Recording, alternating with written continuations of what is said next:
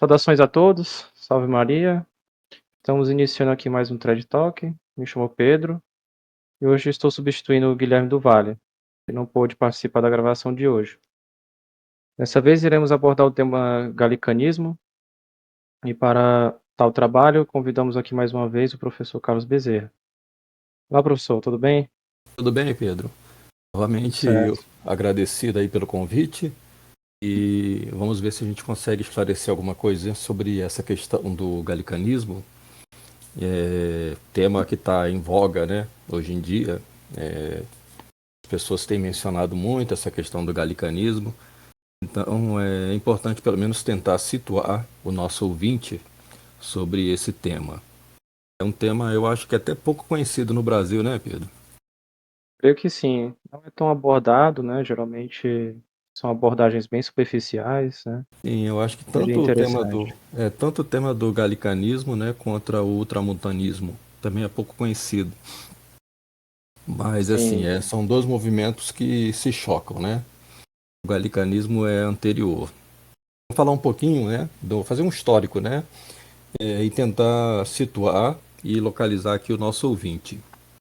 Então, a palavra galicanismo, ela provém da Gália, né? A antiga Gália romana. Aquela região ali da Europa Central que era, né, ocupada pelos gauleses. E os gauleses vêm exatamente desse nome de Gália. Os gauleses eram celtas. Ali na Europa ali você tinha, né, aquela região da Europa Central, você tinha celtas gauleses, você tinha celtas íberos e tinha na, na ilha britânica, né, da Inglaterra, você tinha também os celtas lá que eram os bretões e mais acima os pictos. Essa região da Gália, ela foi conquistada por Júlio César. Finalmente, né, os romanos conseguiram conquistá-la.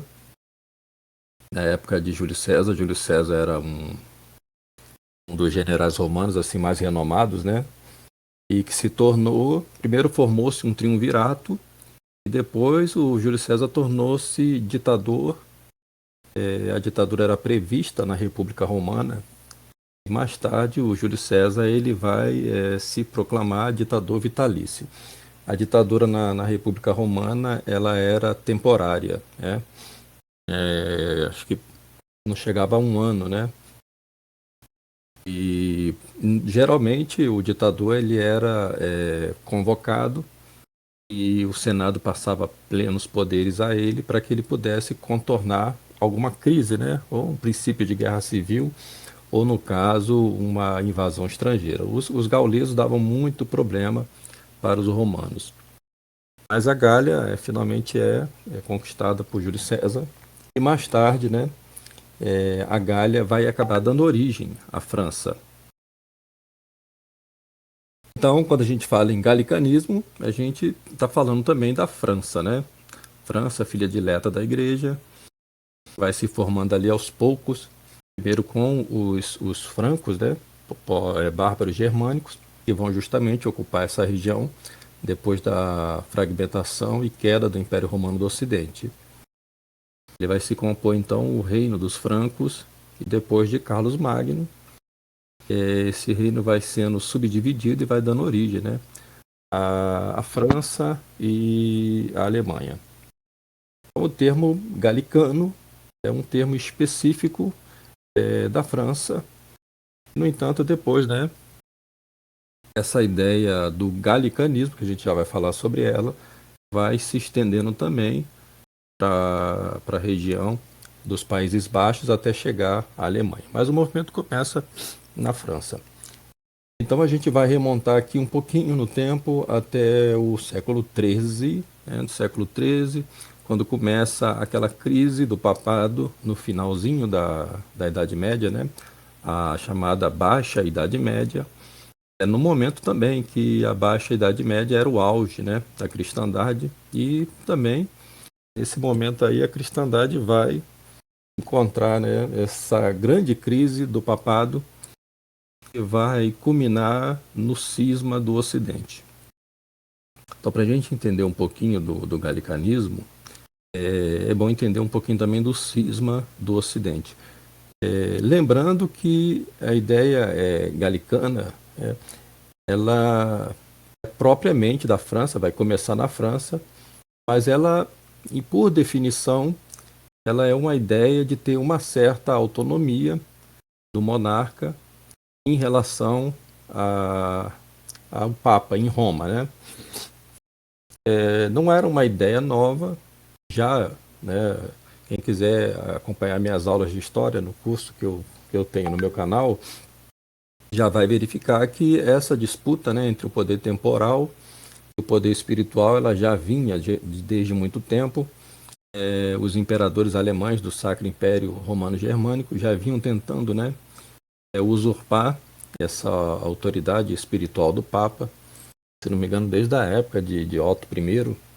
Então, não era uma coisa nova, né? Mas ela vai se condensar na França porque depois da ofensa de Filipe o Belo ao Papa Bonifácio VIII, o papado na Itália e em Roma vai perdendo a força.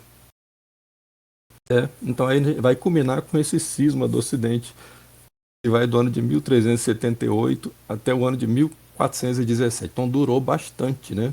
Cerca de quase 70 anos de crise, e uma crise onde a igreja realmente foi provada, né? Foi testada. Porque em algum momento parecia até que o que estava acontecendo com a igreja era uma antecipação do protestantismo, né? Como se a igreja fosse se subdividir e parecia que o problema realmente não tinha solução. Então, o Filipe o Belo, a crise começa com ele, né? Essa crise vai começar com ele, porque ele vai ter uma influência na eleição de um Papa francês, e esse Papa francês, que era o Papa Clemente V, ele vai ser obrigado a morar em Avignon, na França, né? Então, a partir daí, os papas que vão sucedê-lo, eles vão ser papas franceses e vão estar comprometidos com a França. Então, aqui começa, né, esse princípio de disputa na França. Veja bem, né, na França não vai chegar a acontecer o que aconteceu na Inglaterra com o rei Henrique VIII, né? O rei Henrique VIII partiu para o cisma, ou seja, ele declarou-se chefe supremo da igreja na Inglaterra. Isso não vai acontecer na França. O galicanismo é uma outra coisa, não é cisma propriamente dito. Então, vai ter um período, né, desses papas de Avignon, até que finalmente, né, no ano de 1378, depois da morte do Papa Gregório XI, foi feito um conclave no Vaticano, mas esse conclave ele foi feito sob uma pressão muito forte, porque o povo já não aguentava mais, né, o povo romano não aguentava mais essa sucessão de papas não italianos, e eles viam muito claramente que havia, né, uma interferência muito grande do rei da França sobre o Papa. Então eles começaram a exigir que fosse eleito um Papa romano ou italiano. Então, o conclave foi feito e finalmente eles elegeram um Papa italiano, que foi o Papa Urbano VI. Daí para diante vai começar uma crise, e o Papa Urbano VI, esse que foi eleito, ele era de fato o Papa legítimo. O que vai acontecer daí para diante é uma sucessão de antipapas, né?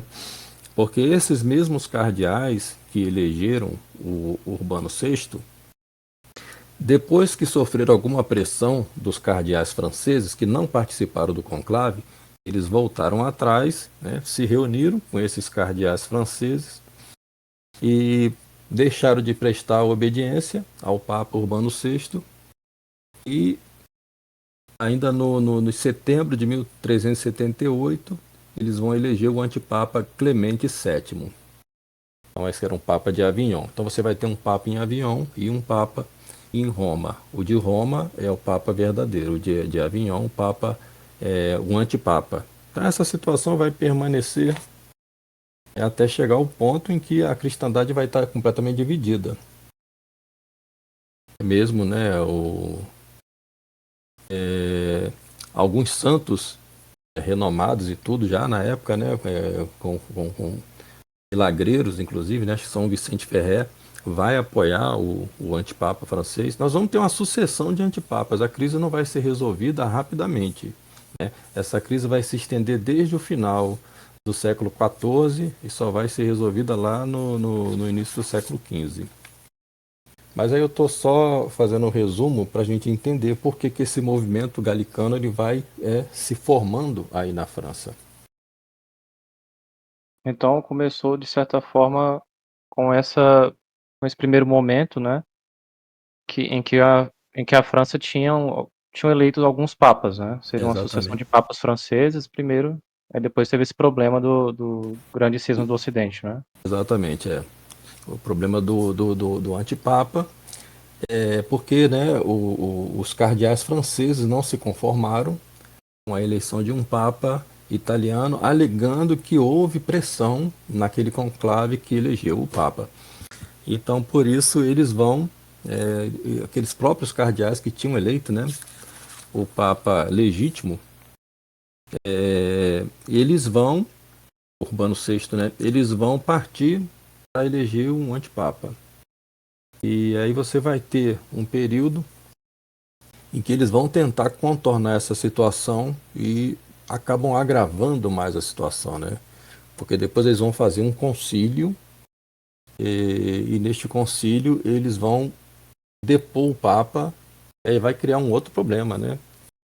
Que é a ideia do conciliarismo, ou seja, de que um concílio tem o poder de depor o Papa, colocar o concílio acima do Papa, né? Então, é uma falsa solução que vai agravar ainda mais a crise. Mas já aí vai surgindo, né, esse movimento e esse sentimento entre o clero francês, né, de ver uma limitação da autoridade do Papa dentro da França. Isso vai chegar finalmente lá no século XVII, ao seu máximo, na época do rei Luís XIV. Rei Luís XIV, chamado Rei Sol, né? E é um representante daquilo que se conhece como absolutismo monárquico. Embora um certo exagero, né, dizer que o rei Luís XIV era um rei absolutista no sentido que se compreende, né, hoje e que é dito pelos historiadores.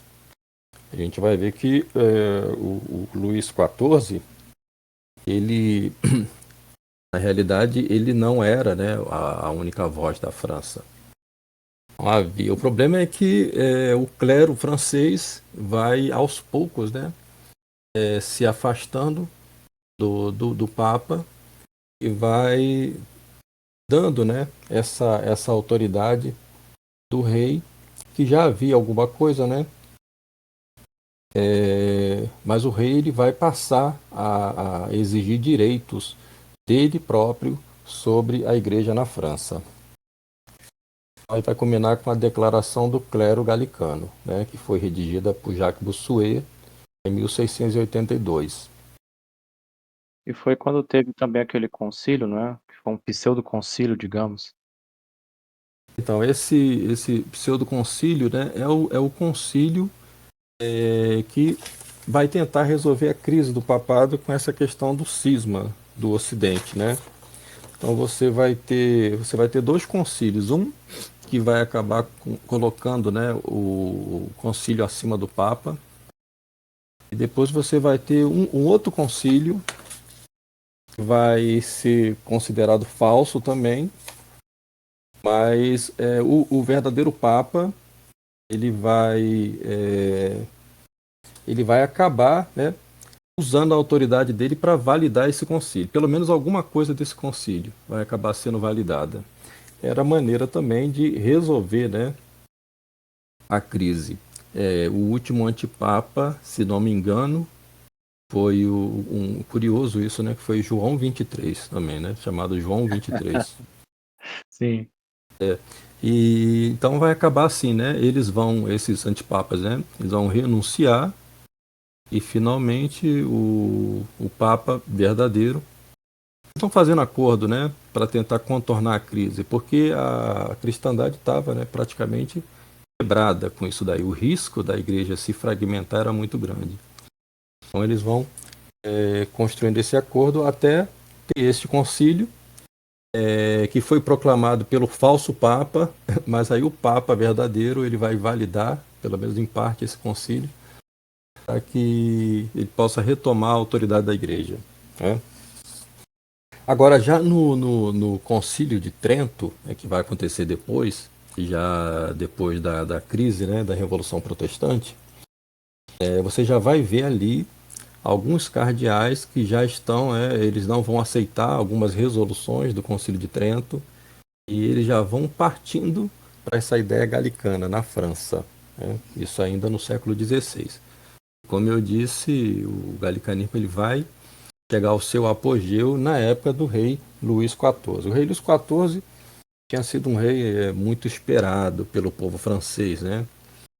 Porque o povo todo rezava para que se tivesse um herdeiro ao trono.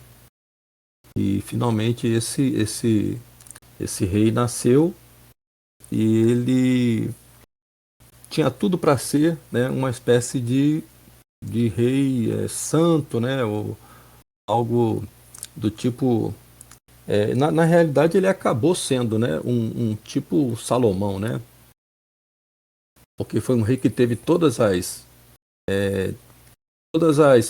oportunidades e todo o momento histórico, né, para que ele fizesse um grande governo.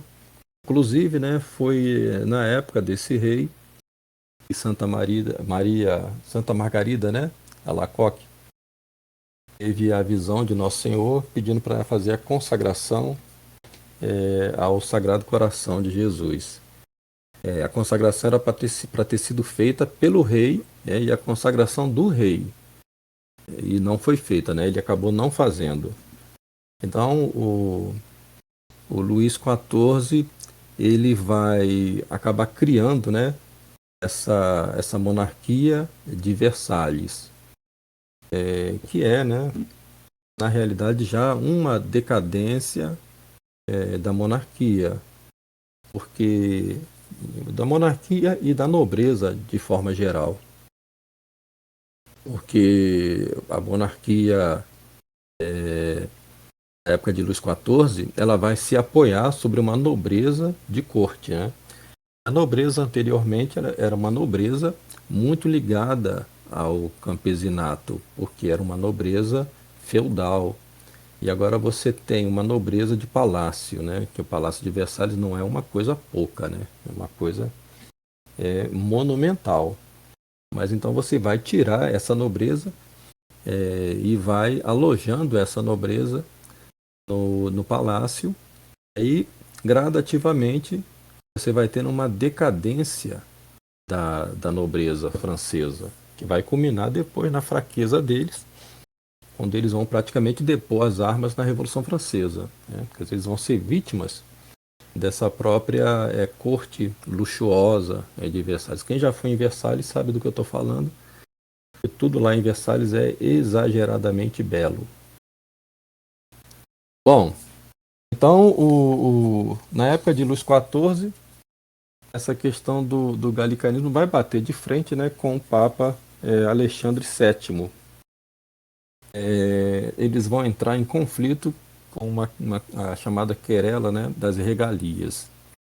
Havia uma lei antiga nas dioceses do norte e durante a vacância dessas sedes episcopais, o rei tinha o direito de ocupar os benefícios, né, que eram dependentes dos bispos, os privilégios espirituais, e também de dispor da renda dos bispados vacantes, que eram os privilégios temporais.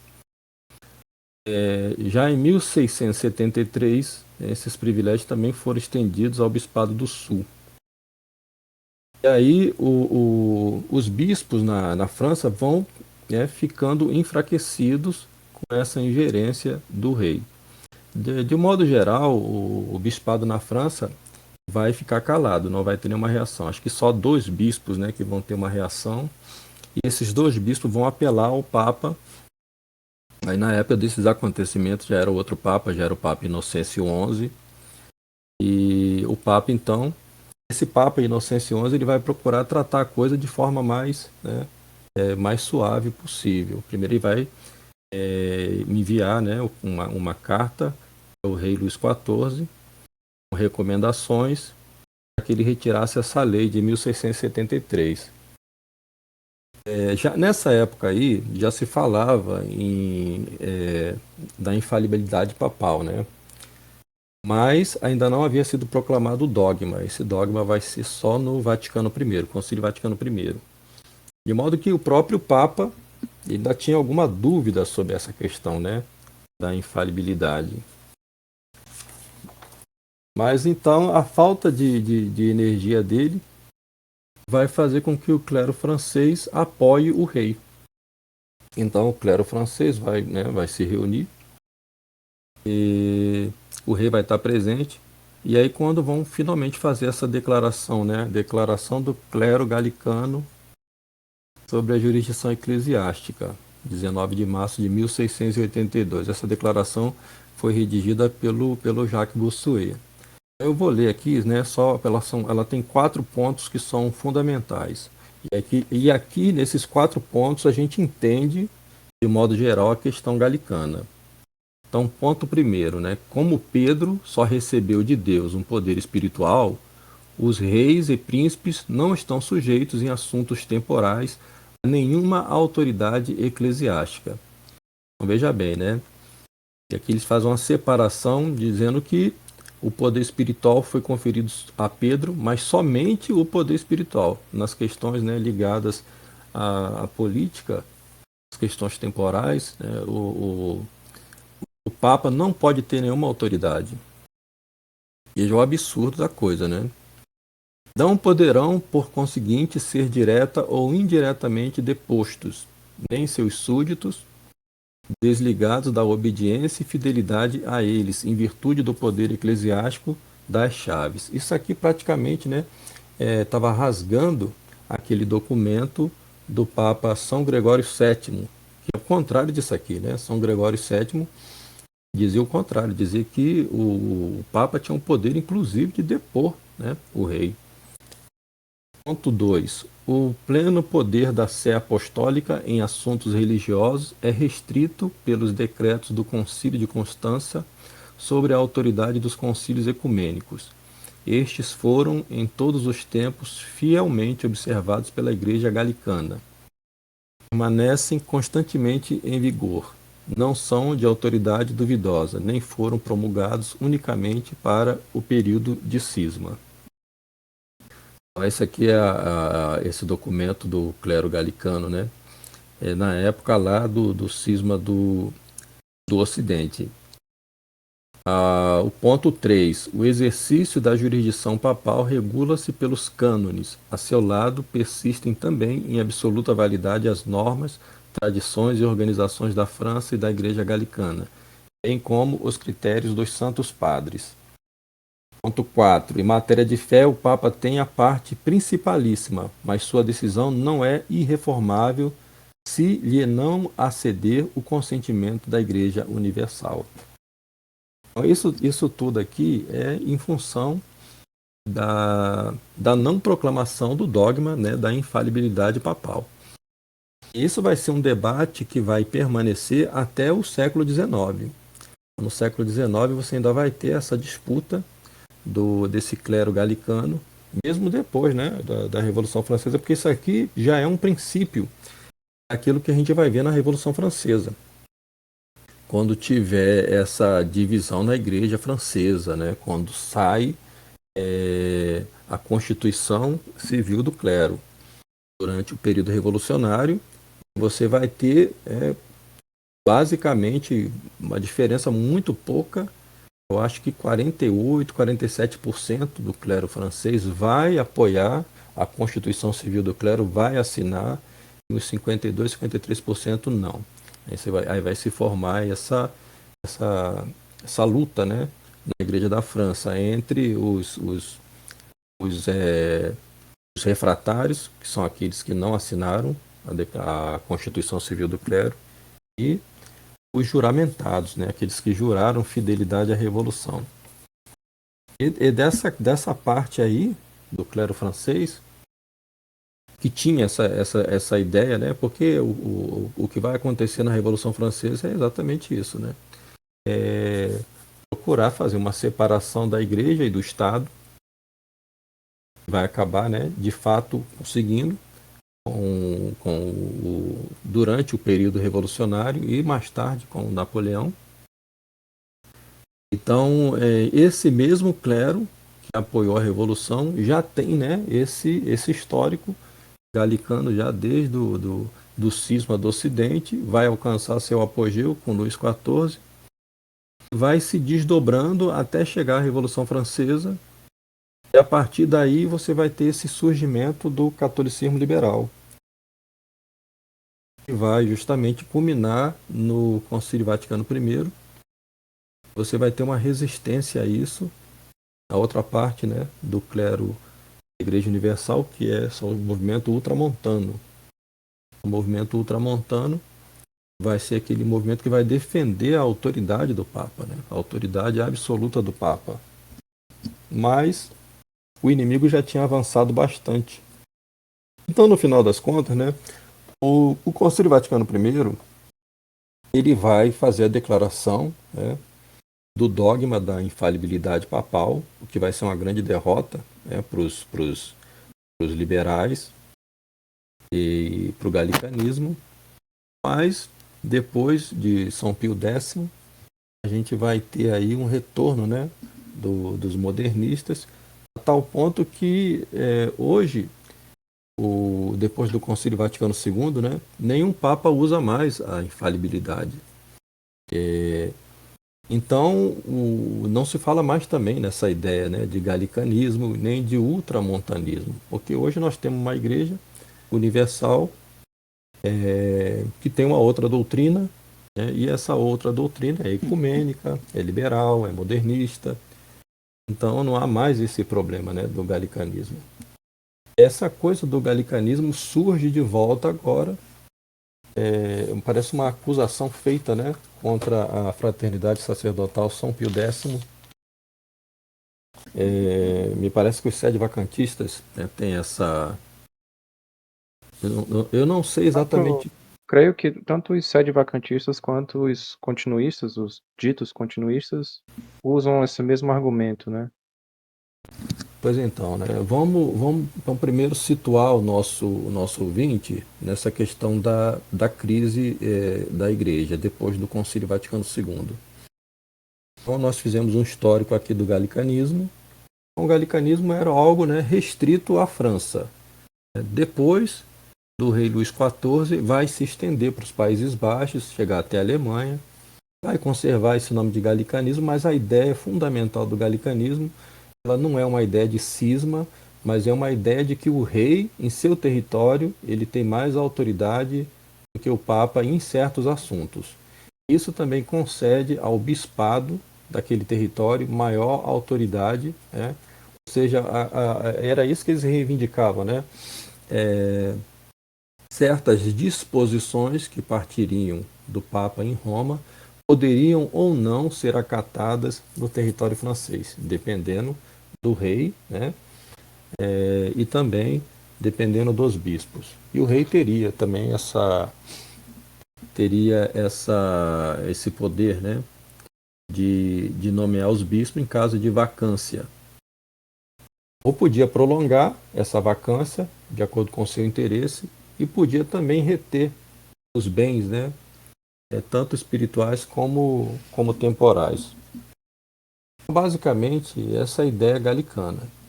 Agora a gente vai para a crise da Igreja depois do Concílio Vaticano II. Então essa crise que o Concílio Vaticano II produziu, ela vai ter, de um lado, os continuistas, ou seja, que são aqueles que viram essas mudanças que o Concílio Vaticano II promoveu, viram com bons olhos. Para eles, a Igreja realmente precisava, né, desse ajornamento. A igreja precisava se modernizar. ela precisava adequar a sua doutrina à realidade do mundo pós-guerra, do século XX. Então, os continuistas eles aderiram perfeitamente bem ao Concílio Vaticano II. Mas o Concílio Vaticano II, ele já durante o seu desenrolar, um concílio que durou 3 anos, já vai dentro do próprio clero. Nós vamos ter alguma resistência a essas mudanças, porque vai se verificando que, na realidade, esse concílio ele era bem diferente de todos os outros concílios. Nós vamos ter alguns outros grupos. Primeiro, os sede-vacantistas, que vão ver nesse concílio de fato o mal que ele foi, mas aí vão começar já a negar a autoridade do Papa que conclamou o concílio, que foi João 23, e daí para diante vão declarar que a igreja está sem Papa, né? A sede está vacante desde a morte de Pio XII. Depois nós vamos ter também a reação de Monsieur Lefebvre, que era arcebispo, e que durante o concílio foi percebendo gradativamente que tratava-se de um golpe de Estado, e Dom Lefebvre, junto com outros bispos, que é uma minoria, né, vão tentar tomar alguma ação mais efetiva para poder conter ou pelo menos tentar barrar essa pauta ultra progressista que avançava no concílio, porém que tinha, né, o apoio do Papa e da grande imprensa. Então era praticamente uma batalha perdida. Mas ainda assim, né, esse grupo, que foi o Chetos, ele ainda conseguiu ainda impedir que a coisa ficasse bem pior do que já foi. Mas terminado o concílio, aí vem, evidentemente, as mudanças que o concílio tinha preparado, então elas começam a ser efetivadas muito rapidamente. Por exemplo, a questão do novo rito de ordenação e a questão da nova missa, já foi aprovada pelo Papa Paulo VI em 1969. Então aí que vai começar essa reação de Monsieur Lefebvre, e vai pelo menos buscar o direito de continuar rezando a missa de São Pio V. E vai ser procurado por alguns padres que vão pedir a ele que também abra um seminário para que se forme padres de acordo com a tradição de 2.000 anos da igreja. Esses padres não queriam se submeter a essa avalanche, né, de mudanças que ocorriam depois do Concílio Vaticano II. E de fato a impressão que se tinha era que surgia uma nova igreja. E não demorou muito para que isso de fato acontecesse. Então ele vai de fato criar esse seminário em Econe, um seminário que vai dar muitos frutos, e aos poucos ele vai tomando consciência da dimensão da crise. É uma crise que não tem antecedentes na história da igreja, é uma coisa assim absolutamente única, porque aí tratava-se de fato, né, de um processo de descristianização da sociedade, promovida pela própria hierarquia da igreja a partir de um concílio. O Monsieur Lefebvre ele vai partir para aquilo que ele chamou de Operação Sobrevivência. Ele vai tomar essa decisão depois do encontro de Assis.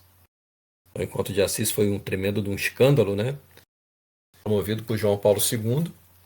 Esse escândalo colocou todas as religiões em pé de igualdade com a religião de nosso Senhor Jesus Cristo, com a Igreja Católica. É como se a Igreja Católica fosse apenas mais uma. O João Paulo II, na realidade, não fez nada que não estivesse no concílio, que já não estivesse previsto pelo concílio.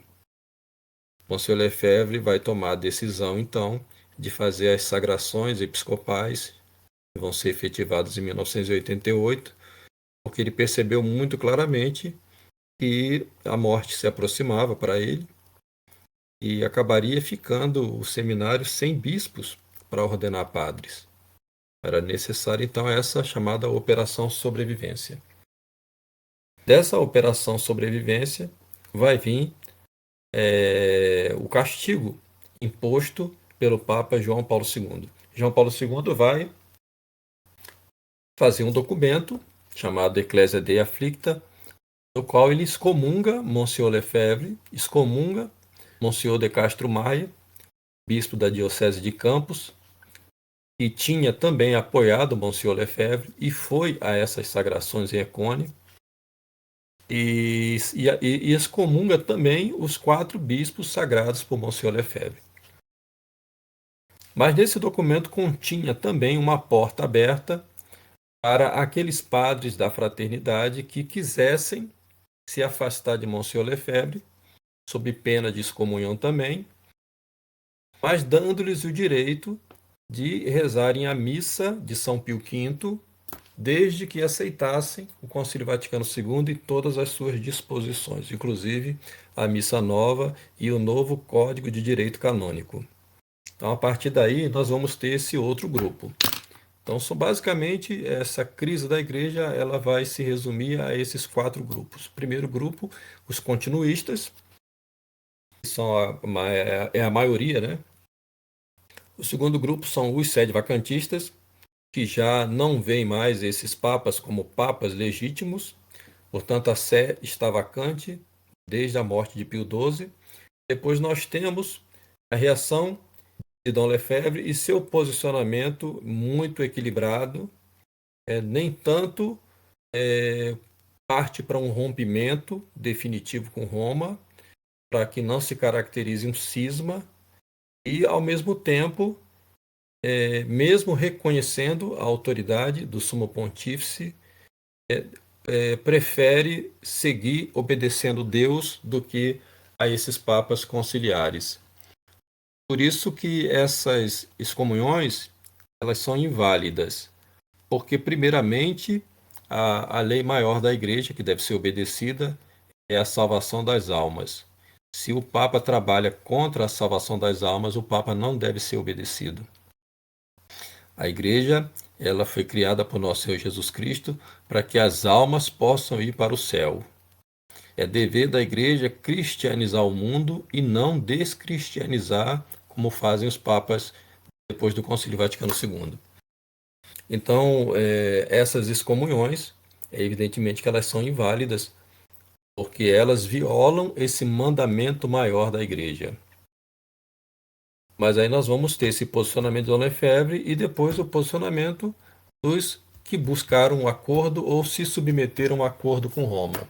Aí eu penso, Pedro, que é por essa razão que esses grupos vão chamar a Fraternidade São Pio X e a resistência, que é oriunda da Fraternidade São Pio X, de galicanistas, como se fosse uma situação anômala, né, ao problema que ocorreu na França durante o reinado de Luís XIV. Ou seja, os fiéis estão mais submissos aos bispos da França, no caso aí da Fraternidade São Pio X, do que a autoridade do Papa. Eu penso que é nesse sentido que eles fazem essa acusação. Seria isso mesmo, Pedro? Eu creio que sim, né? Tem essa questão, né, que eles meio que acusam os fiéis da fraternidade, da resistência, de não se submeterem plenamente ao Papa, né? Pois é, porque Eles, para eles, né, já que nós reconhecemos o Papa, né, como legítimo, nós então deveríamos obedecer o Papa. Só que a obediência ela não pode ser cega. A obediência ela tem que estar ordenada. Então nós desobedecemos ao Papa porque o Papa desobedece Deus. O Papa desobedece nosso Senhor Jesus Cristo, que é a cabeça da igreja. Então, nessa desobediência do Papa, nós não podemos obedecer ao Papa. E por outro lado também, o que Dom Lefebvre fez nas sagrações não caracteriza cisma, né? Porque os bispos sagrados por Dom Lefebvre foram sagrados para ordenar padres, mas não possuem território. eles são chamados bispos titulares, seriam isso, né? Exato, exato. É como o caso aqui dos bispos da resistência. Porque se fosse assim, se esses bispos tivessem reclamado território, aí você caracterizaria o cisma, como foi o caso da Igreja Oriental, né, do cisma do Oriente, onde o patriarca reivindicou para si a autoridade, e submetendo essa autoridade ao, ao imperador, né, fazendo uma espécie de César o papismo. Como foi o caso da Inglaterra com o rei Henrique VIII, e proclamou para si também o direito sobre o território da Inglaterra, inclusive confiscando, né, os bens da igreja. O que não é o caso da fraternidade, né? Então, a fraternidade não se aplica à fraternidade nem esse título de cismático e muito menos de galicano, né? Nós já vimos aqui a história do galicanismo e o galicanismo reconhece a autoridade do Papa, mas está submetido à autoridade do rei, né? Está submetido à autoridade do rei e esse rei está acima dos bispos. No caso da fraternidade, onde é que está o rei nessa história aí? Dá para Eles, entender o essa parte eles raciocínio? não explicam, né? Sim, sim. Pois é, porque essa coisa do rei tendo essa autoridade sobre os bispos, mesmo reconhecendo a autoridade do Papa, mas ele procura limitar a autoridade do Papa, é aquilo que é conhecido como regalismo. São privilégios do rei, que ele reclamava. No caso da fraternidade, não há isso, não há o regalismo. Há simplesmente um- uma resistência a essas diretrizes que partem do Vaticano e são claramente contrárias à fé católica. Não é preciso ser um doutor em direito canônico para se verificar que a Igreja Católica, antes do Concílio Vaticano II, defendia uma coisa e a Igreja, depois do Concílio Vaticano II, defende exatamente o contrário. Por isso que o cardeal Ratzinger, hoje o Papa Emérito Bento XVI, dizia que o Concílio Vaticano II foi um antissílabus. Ou seja, tudo aquilo que foi condenado pela Igreja, pelos outros papas, passou a ser aceito depois do Concílio Vaticano II. E de certa forma ele não fala disso como se fosse algo negativo, né? Pois é, não, ele fala como se fosse algo bom, algo positivo. Da mesma maneira que o Suanan falou que o Concílio Vaticano II foi o 1789 na igreja, como se fosse algo necessário acontecer, assim como a Revolução Francesa tinha sido necessária acontecer. Mas, pelos frutos, a gente conhece a árvore. Então, hoje tem muita gente que está verificando os frutos podres do Concílio Vaticano II, sobretudo com esse pontificado horroroso do Papa Francisco. Então, é nesse sentido que a gente desobedece o Papa, mesmo reconhecendo a sua autoridade. Mas é uma autoridade que eles mesmos não exercem, né? Porque são liberais, é, são ecumênicos, então eles mesmos não querem exercer a sua autoridade. Pelo contrário, é, eles são extremamente contrários a qualquer forma de autoridade, porque eles confundem autoridade com autoritarismo. No entanto, agem de forma autoritária contra a tradição. Aceitam tudo, menos a tradição. Porque reconhecer a tradição, ou reconhecer que a missa tridentina, a missa de São Pio V, é o verdadeiro rito católico, é, de certa forma, né, negar o Concílio Vaticano II, e isso é uma coisa que eles não podem fazer. Só uma coisa, que eu acho que também geralmente os que acusam, né, a posição de Dom Lefebvre e da fraternidade, da resistência, de galicanos, geralmente eles também citam a questão de disciplinas, né? Eles falam que a fraternidade julga as disciplinas propostas pelos papas pós-conciliares, e que isso seria um ato de galicanismo, né? Geralmente eles Hum. citam isso. Mas essa questão aí, ela provém, né, do novo Código de Direito Canônico.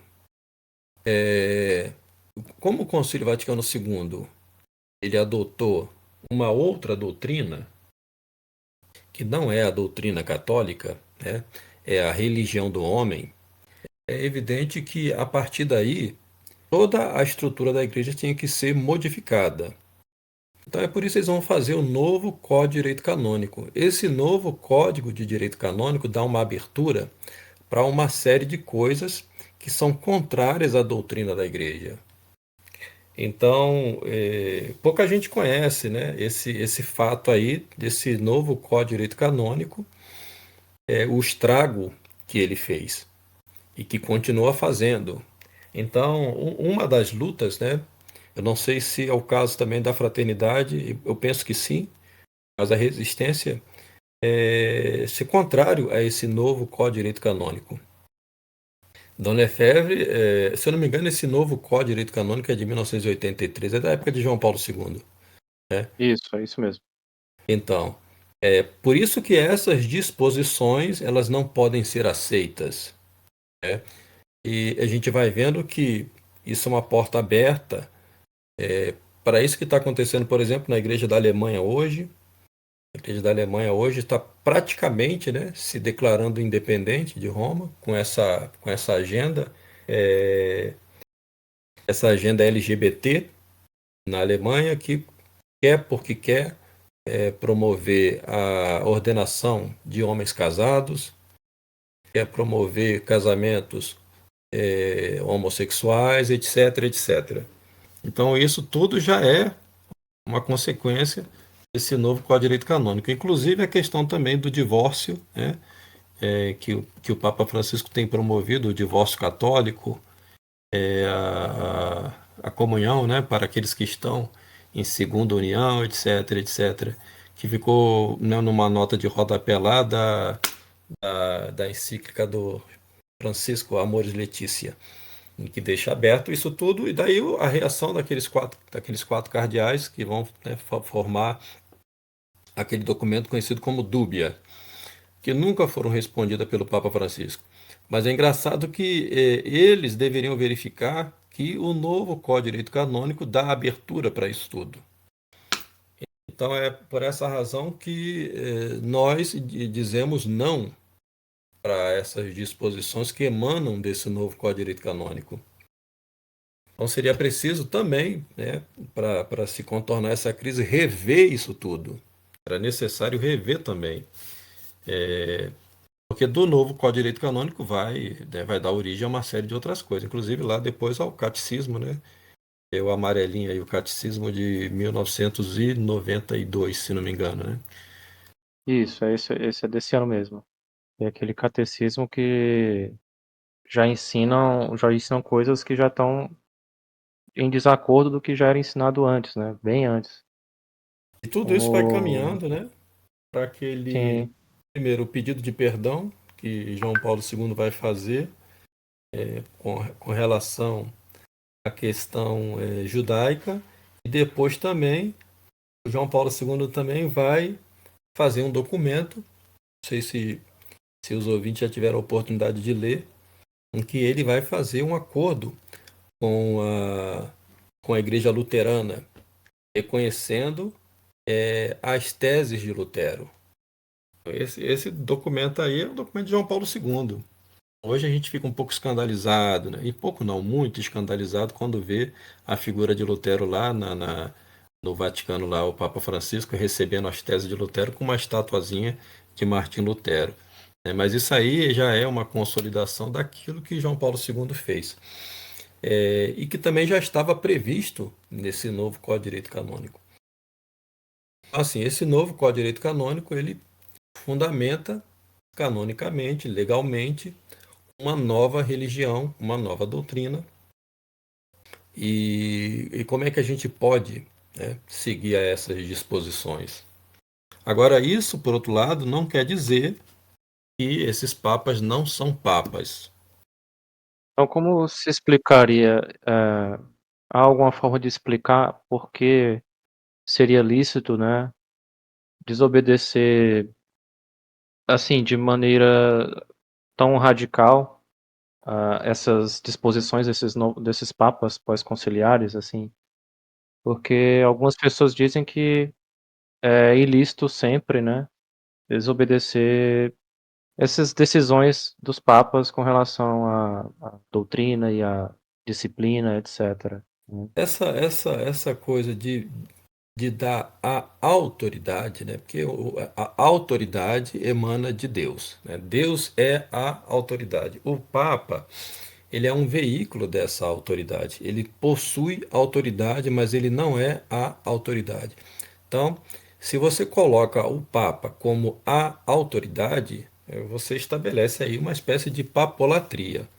Você está colocando o Papa como se fosse um Deus, que é o que acontece, né, com essas pessoas que obedecem cegamente. A obediência, ela não pode ser cega.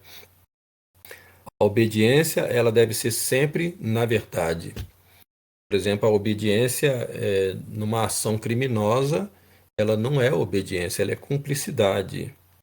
À medida em que estes papas trabalham para descristianizar o mundo, eles trabalham para diminuir nosso Senhor Jesus Cristo, porque eles já não falam que nosso Senhor Jesus Cristo é Deus, Criador do céu e da terra. Eles tratam a obra da redenção como se fosse uma obra feita pelo Pai, não pelo Filho. O Filho teria sido um mero instrumento, dessa obra. Então, a diminuição de nosso Senhor Jesus Cristo. E nenhum católico pode se submeter a essa destruição promovida por esses papas. Então, é lícito desobedecê-los? É lícito desobedecê-los porque, primeiro, a nossa obediência deve ser para Deus, né? Deve ser uma obediência voltada para a autoridade. Se aquele que possui a autoridade, ele desobedece a Deus, então nós devemos desobedecê-lo também, né? Primeiro Deus. Se o Papa está em conformidade com nosso Senhor Jesus Cristo, nós obedecemos o Papa. Então, sempre existe a possibilidade de conversão. Deus conhece o coração dos homens e Deus pode mover e transformar o coração dos homens. Então, a gente sempre reza nesse sentido. Reza pela conversão do Papa. A gente reza pela conversão desse clero para que eles retornem à fé católica. Enquanto isto não ocorre, enquanto eles continuam trabalhando obstinadamente para a destruição da igreja, para a destruição de nosso Senhor Jesus Cristo, seu reino sobre a terra, a gente tem que desobedecê-los.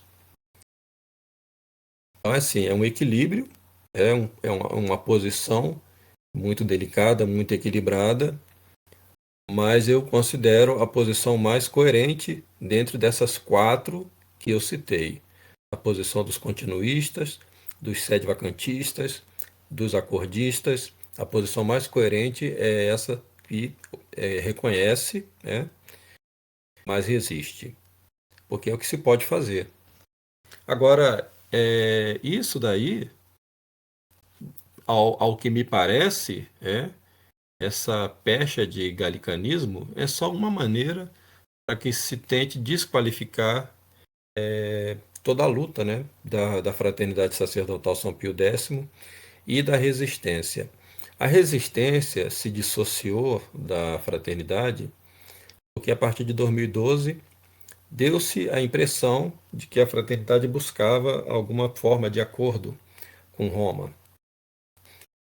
Monsieur Felé, talvez, né, um pouco iludido com o Papa Bento XVI, já a partir de 2007, ele, o Papa Bento XVI parecia, para muitos da tradição, como sendo um Papa que queria o retorno da tradição. Depois verificou-se que não é isso, né? A gente pode ver isso muito claramente. E Monsieur Felé tentou dar esse passo, mas os outros três bispos não concordaram. Mas aí, a partir de 2012, parecia que a fraternidade buscava esse acordo. Buscar um acordo significa, de alguma forma, né, se submeter à autoridade do Papa dentro dessa nova religião e dessas novas disposições do novo Código de Direito Canônico. Então é isso que a resistência não aceita, que é muito grave, né, essa questão do novo Código de Direito Canônico. É muito grave a questão da missa. A questão da missa é gravíssima, a questão da missa nova, porque mesmo no documento, o Sumoro Pontífico do Papa Bento XVI, que dava permissão para que os padres rezassem a missa de São Pio V, sem autorização dos bispos, ainda assim está muito claro e ele coloca lá que é a missa no rito extraordinário, né? E, e esse documento ele rebaixa a missa de São Pio V, dando prioridade, dando primazia à missa nova. Que inclusive isso foi meio que refutado, né, pelo Papa Francisco naquele novo documento, né, do da Tradições custódias. isso, ele fala que a única forma do rito romano é esse rito que eles chamado rito ordinário, né, que é a missa Exato. nova. Nesse documento Tradições Custódia, ele praticamente ele rasga, né, esse Sumoro Pontífico e estabelece muito claramente que a missa de Paulo VI é o único rito, né, da Igreja. Ele estabelece muito claramente. Ou seja, ele nem considera a missa de São Pio V como extraordinária. Ele nem considera, né? Ele ainda dá uma sobrevida, ele ainda permite que se reze ela aqui, mas a intenção é que ela vá sendo suprimida gradativamente. E em pouco tempo vai deixar de existir. Então, o que a gente pode pensar disso tudo, né? É que Dom Lefebvre foi um instrumento de Deus para manter a igreja de alguma maneira e manter essa missa de São Pio V. Porque imaginemos o que seria hoje se Dom Lefebvre não tivesse tomado a decisão que tomou, tanto em fundar o seminário da Fraternidade São Pio X e feito as sagrações episcopais, né? Há quem diga que ele não deveria ter feito. Ele não deveria ter feito porque ele poderia esperar um outro momento, para tentar uma aproximação com Roma. Isso seria fatal, porque primeiro que Dom Lefebvre não viveu muito, né? Depois da sagração, ele morreu em 91, em março de 91. Então, quer dizer, 3 anos depois. Segundo que se ele tinha os meios para fazer aquilo que ele fez, se ele possuía os meios e ele percebia que a situação era grave a tal ponto que ele deveria fazê-lo, ele tinha que fazê-lo, porque de outra forma ele estaria tentando Deus, né? Ou seja, vou confiar na providência divina e vou deixar que Deus resolva a crise, sendo que ele tinha meios para fazer alguma coisa. É mais ou menos como aquela tentação que o demônio faz ao Nosso Senhor, né? Atira-se desse penhasco que os anjos virão em teu socorro, né? E Nosso Senhor responde, né? Não tentarás o Senhor teu Deus. Então, se Monsieur Lefebvre tinha meios para fazer alguma coisa, e ele deveria fazer, né? Como de fato fez. Por isso, a decisão de Monsieur Lefebvre foi acertada e hoje a gente pode ver muito claramente isso, né? Porque se não fosse Monsieur Lefebvre ter agido da maneira que agiu, eu garanto que não teríamos missa de São Pio V em nenhum lugar mais, né? Mesmo esses grupos que preferiram um acordo, ou seja, se submeteram, né, plenamente a Roma em troca de rezar a missa tridentina, alguns deles tiveram que aceitar também rezar a missa nova, como foi o caso da Fraternidade São Pedro. Essas comunidades Ecclesia Dei receberam este golpe agora, fatal, né, que é o Tradições Custódias.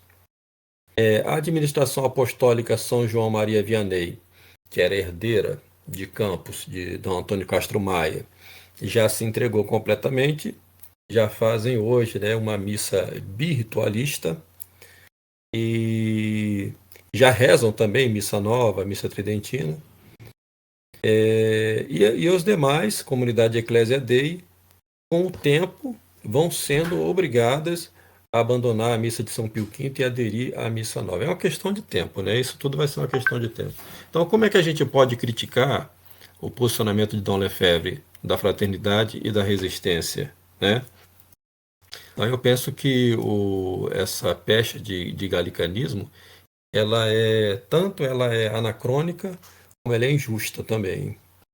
Justamente porque não há nenhuma intenção, né, de criar, por exemplo, uma igreja nacional. Exatamente, é. De submeter essa Igreja Nacional a uma autoridade temporal, né? A autoridade de um presidente, a autoridade de um chefe de Estado, né? Não há jamais essa intenção, né? E nós também nós damos primazia para a doutrina, né? Se os bispos de Roma, né? Se eles estivessem de acordo com a doutrina, se eles não tivessem submetido a essa nova religião e esse novo Código de Direito Canônico, esse novo catecismo, nós poderíamos segui-los tranquilamente, né? Mas o problema é muito sério, o problema é muito grave, que é um problema de fé, né? Qualquer desvio a gente pode perder a fé, como eles perderam, né? Eles perderam a fé. É uma crise de fé acima de tudo, e essa crise de fé é perigosíssima, porque diz respeito à salvação das nossas almas, né?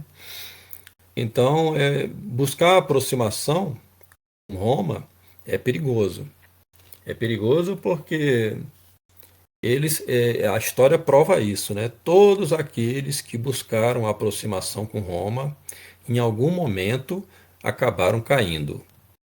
Foi o caso, por exemplo, de Dom Gerard, que era o superior, né, dos beneditinos lá na França, que agora são os monges aqui do Mosteiro da Santa Cruz.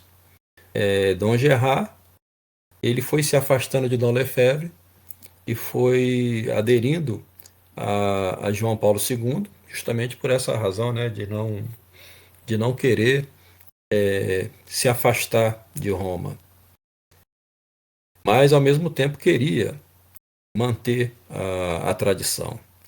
O Nosso Senhor diz assim: não pode servir a dois senhores, né? Ou você fica do lado de Cristo ou você vai ficar contra Cristo. O que ocorre é que João Paulo II trabalhou o pontificado dele para consolidar o concílio e também para descristianizar o mundo. E João Paulo II foi o Papa que mais viajou pelo mundo, né? Nunca se tinha visto isso, né? Um Papa que viajou pelo mundo todo. E a mensagem de João Paulo II era uma mensagem de descristianização. João Paulo II fez o contrário daquilo que Nosso Senhor mandou, né? Para os apóstolos, né? E de ensinar. João Paulo II fez o contrário, né? Ele foi, mas nada ensinou. De certa forma, ele ensinou o indiferentismo, né? É o indiferentismo. Porque o indiferentismo, na realidade, trata-se de dizer o seguinte, que todas as religiões são falsas, né? E se não tem uma verdadeira, todas são falsas. Então, logo, você pode seguir qualquer uma, né? Exatamente. Se você pode seguir qualquer uma, é porque, né, nenhuma é verdadeira. Não existe uma religião verdadeira. É como eles dizem, né? A religião ela é uma questão de cultura, portanto, ela é imanente, é uma necessidade do homem, né?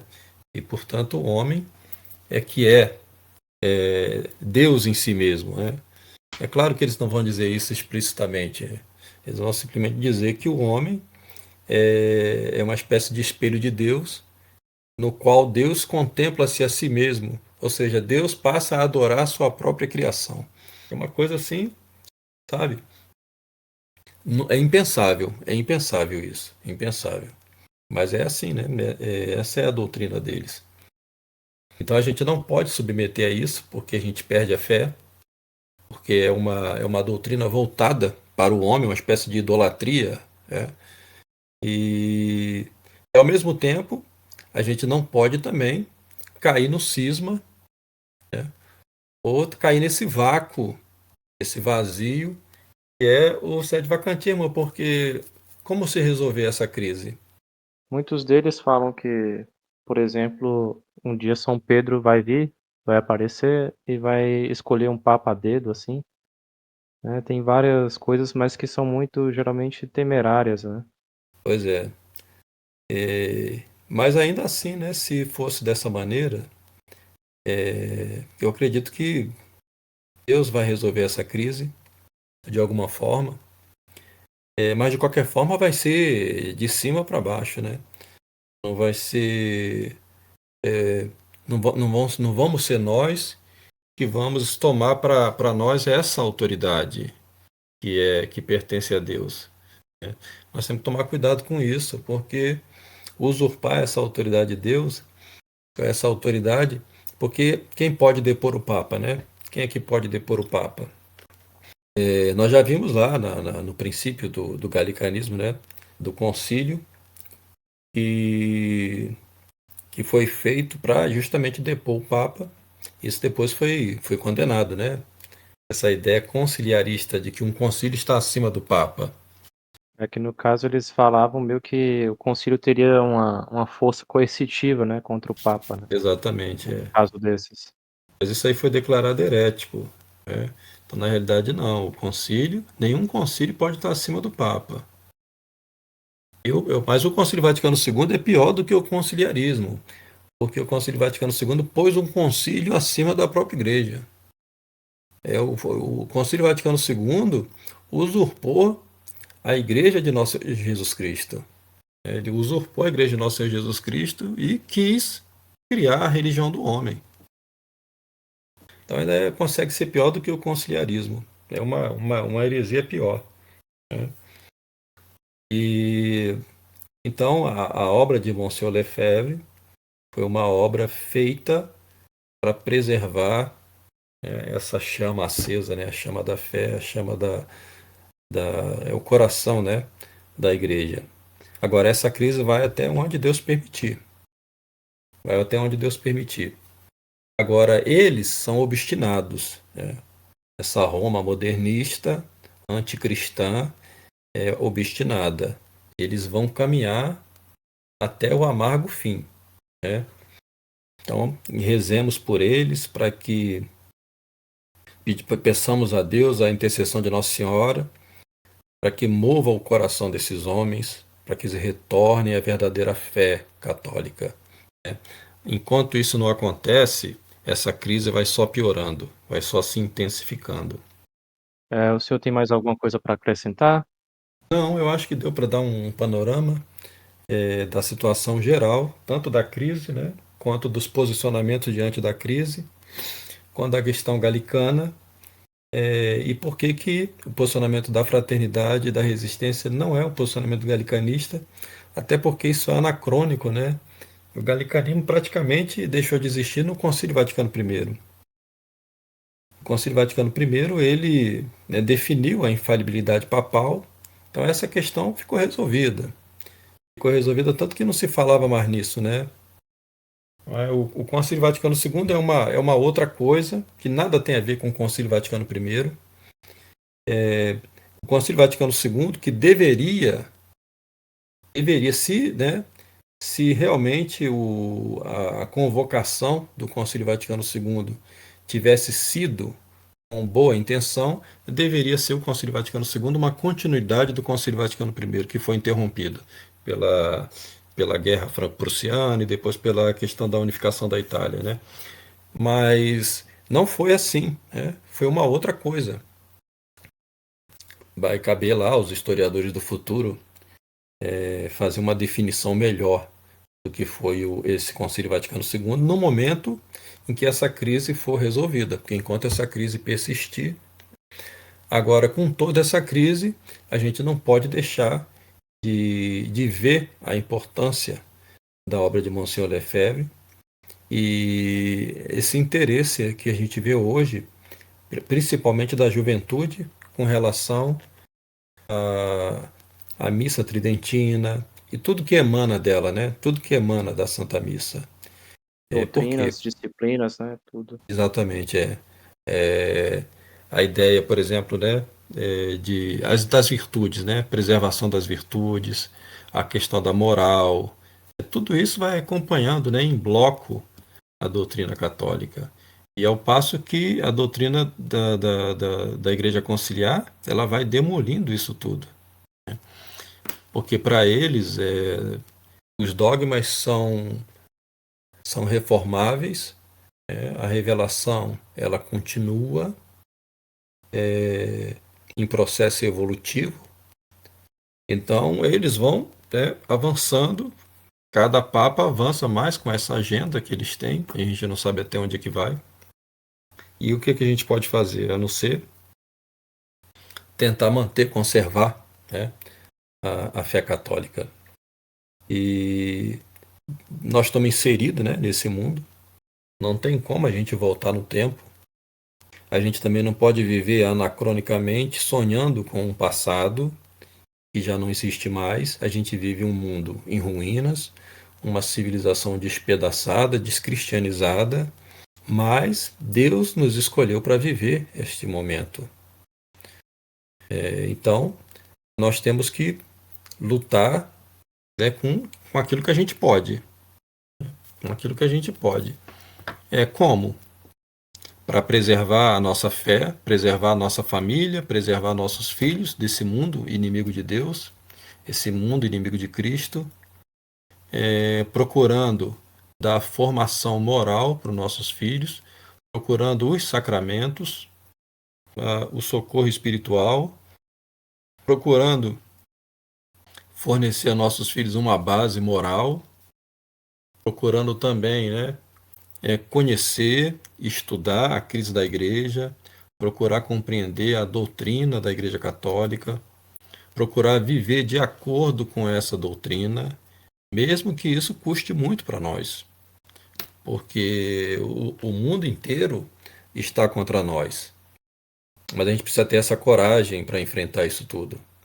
Pelo menos, é, pelo menos enfrentar de frente, né, com a preservação desses valores, a preservação da nossa fé, e sem medo, né?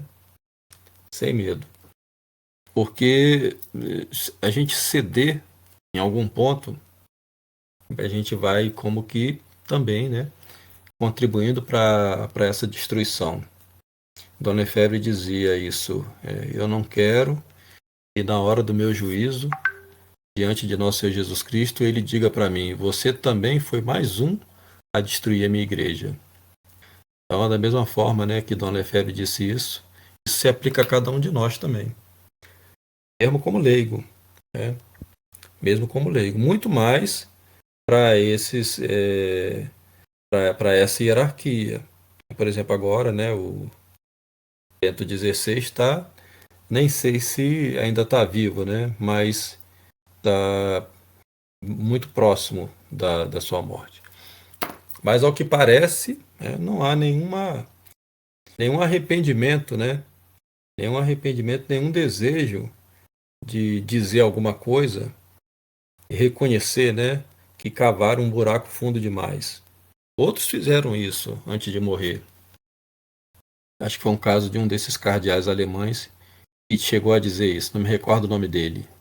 Ele disse: parece que nós cavamos um buraco fundo demais. Ao menos teve, né, essa grandeza, né, de reconhecer isso.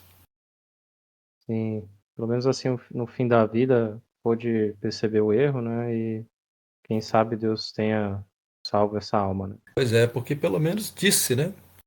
Disse isso, e ficou, né, de conhecimento público. Que é o mínimo que eles deveriam fazer, né? É o mínimo que eles deveriam fazer. Mas eles não têm o arrependimento para fazer isso. Mesmo, Exatamente. mesmo diante, né, de toda essa crise horrorosa que o mundo passa. Né? Porque toda a crise do mundo, crise de valores, né, essa instabilidade total, onde as pessoas já não sabem mais nem o que são, ela é proveniente de uma crise espiritual. Né? E essa crise espiritual ela tem um momento histórico. Esse momento histórico que se dá no Concílio Vaticano II. Então, o posicionamento dos continuistas ele é injustificável do ponto de vista histórico, né? porque passado esses 60 anos do Concílio Vaticano II, é absolutamente claro que este concílio não foi a vontade de Deus e não foi inspirado pelo Espírito Santo. É absolutamente claro. Negar isso é uma espécie de esquizofrenia, né? Ou então há aí, né, uma malícia ou um apego muito desordenado por esse mundo desfigurado. Então aí é um princípio de uma espécie de patologia, a meu ver, né? Isso não se justifica essa postura continuista. As outras posturas, eu não vou emitir nenhum juízo, né? Por exemplo, a postura dos acordistas, né? É uma postura extremamente temerária, perigosíssima, e em pouco tempo, se persistirem, né, neste caminho de submissão às autoridades romanas, eles vão ter que aceitar tudo, né? A posição sede-vacantista é uma posição também perigosa, porque os sede-vacantistas vão caminhando, né, para uma espécie de radicalismo, e depois o próprio sede-vacantismo vai se subdividindo, dando vazão a outras correntes sede-vacantistas. E também não se vê né, uma solução para essa crise dentro Eles do têm uma sede-vacantismo. discordância, inclusive, como se explicar a vacância da Sé, por exemplo, né? É, Porque alguns dizem que o Papa João 23, por exemplo, ele não é Papa de forma alguma, outros vão dizer que ele é um Papa eleito, né? Então exato. sempre tem essas explicações que eles mesmos não têm uma concordância ali. Tem esse sede-vacantismo mitigado, né? Tem o sede-vacantismo mais severo, tem aqueles que já não reconhecem nem Pio XII como Papa. Tem aquelas correntes que partiram da própria fraternidade, né? São aqueles padres americanos. Uns seguem, né, o padre Dolan, outros seguem esses quatro padres, né, que saíram da fraternidade foram fundar lá a fraternidade São Pio V, nos Estados Unidos, né? Eu acho que o nome do bispo é. Nossa, agora eu não lembro o É nome o do bispo. Sambó, né? Tem o Sambó, Ah, tem o Secada, o Sambó, Mas o o Sanborn, Dolan. ele saiu de. Ele não. Acho que ele saiu da. Ele não faz mais parte da Fraternidade São Pio V. Era Isso, o. Eu lembro agora do nome do bispo da Fraternidade São Pio era V. o Clarence Kelly, que ficou à Clarence frente. Kelly. Ele Clarence mesmo. Kelly Isso. ficou à frente da Fraternidade São Pio V, os outros foram saindo e aí foram buscar a sagração deles com aqueles bispos que vieram da linha Tuque, né, do arcebispo lá do Vietnã. Acabou ordenando, sagrando um monte de bispos, né? E esses bispos é que dão continuidade ao sede-vacantismo. Primeiramente ele tinha sagrado bispos lá no Palmar de Troia, e o Palmar de Troia já caracterizou imediatamente um cisma, né? A partir da morte de Paulo VI, então eles já elegeram um Papa. E o Palmar de Troia é uma coisa louca, né? Porque eles reconhecem o Paulo VI, né? Eles têm até Paulo VI como um santo. Eles não Canonizado reconhecem. junto com Francisco Franco também. Acho que José Maria Escrivá também foi canonizado por eles. Exatamente, exatamente. Mas aí eles elegeram um Papa, depois outro, outro e outro, né? Então aí já é uma seita mesmo, né? Cismática já. Mas é diferente do sede vacantismo isso daí. Mas o sede vacantismo não é cismático, mas tem vertentes diferentes, né? Tem vertentes diferentes. Ao passo que você vê a Fraternidade São Pio X ali mantendo uma coerência, mas ao mesmo tempo alguns dados, parecem que a fraternidade ela busca algum tipo, né, de acordo, né? Dá essa impressão, né? Mas isso nunca se consolidou, isso nunca se configurou, graças a Deus, graças a Deus. A fraternidade nunca deu esse passo, né, em direção a um acordo. E aí permanece, né? Permanece alguma coisa ainda, né? Na hora que a fraternidade cair, a resistência cair, eu acho que Deus não vai permitir isso, né? Deus não vai permitir que isso aconteça. Bom, então a gente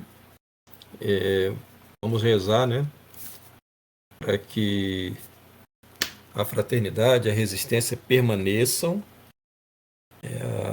A resistência é um pouco mais enfraquecida devido, né, a sua a resistência não tem uma estrutura, né, como tem a fraternidade, né? A fraternidade é uma potência a tal ponto que, né, seria o peixe grande, né, para o Vaticano pegar. A Peixe grande da fraternidade tradição, né. foi É o peixe grande da tradição, é o digamos peixe assim, grande da né. tradição, é. Por isso que eles não se preocupam muito com a resistência, eles se preocupam mais com a fraternidade. Toda essa rede, né, essa teia de aranha aí é para pegar a fraternidade. Né? Eles não conseguiram, graças a Deus. A resistência é algo menor, mas permanece aqui, né, com dois bispos aqui na América, Dom Tomás de Aquino e Dom Zanderras, mais ali na região do México, Estados Unidos, e na Europa, Monsieur Fort e Monsieur Williamson. Então assim, ó, mais ou menos bem distribuído, para que, no caso, né, da fraternidade cair, que eu não creio que vai cair, mas no caso, né, de acontecer isso, alguma coisa permanece. Então, pedir a Deus, né, para que a Roma se converta, volte à fé católica. É a única maneira dessa crise, né, chegar ao fim. É uma conversão de Roma. O que parece quase que impossível nesse momento. Humanamente falando, né, é Humanamente falando, impossível, né. quase que impossível. Só mesmo por uma intervenção divina. Seria um Exatamente. milagre, né? A conversão de um deles. Seria um milagre. Eu quase acreditei nisso com o Dom Viganor. Ah, sim, sim. Esse caso de Dom Viganò, eu acho que Eu, foi o mais próximo que tivemos disso. eu quase que acreditei. Mas depois que eu comecei a ver que o problema de Dom Viganor não é exatamente a mesma linha de Dom Lefebvre, né? É uma outra linha. Aí eu comecei a perceber que Monsenhor Viganor ainda não chegou onde tem que chegar. Mas pelo menos foi, né, um posicionamento diferente do que a gente via até então. Mas não chegou ainda nas últimas consequências. Exatamente. Então, algo mais para acrescentar, professor? Bom, a gente pode terminar aqui, né, Pedro? Tudo bem. Então, obrigado a todos que ficaram até aqui conosco. Rezem o rosário todos os dias, pelo menos o terço, se possível o rosário inteiro, 15 mistérios. E até a próxima. Muito obrigado, Pedro. Obrigado aos ouvintes. Fiquem com Deus e até a próxima.